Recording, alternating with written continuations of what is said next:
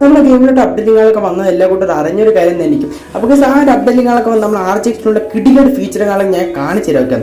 അതിന് നിങ്ങൾ ഫോണുകളൊക്കെ ഓപ്പൺ ചെയ്യുക. ഫോണുകളൊക്കെ ഓപ്പൺ ചെയ്ത് നമ്മൾ RGX ടൂളിൽ പോയിട്ട് നിങ്ങൾ H1 എന്നടിക്കാം. H1 നിങ്ങളൊക്കെ സെർച്ച് ചെയ്ത് കൊടുക്കുക. H1 സെർച്ച് ചെയ്ത് ടിക്കുകളൊക്കെ കൊടുത്തിട്ട് നിങ്ങൾ ടിക്കുകളൊക്കെ കൊടുക്കുമ്പോൾ ഇവിടെ വലിയൊരു ബിൽഡിങ്ങുകളൊക്കെ ഇവിടെ വരണേണ്. ഓക്കെ, അപ്പോൾ ഇത് നിങ്ങൾ കറക്റ്റ് അഡ്ജസ്റ്റ് ചെയ്ത് വെക്കാനായിട്ട് നിങ്ങൾ നേരെ RGX ടൂളിൽ പോയിട്ട് മോഡ് ഓൺ എന്നടിക്കുക. Okay, mode on എന്നടിക്കാം.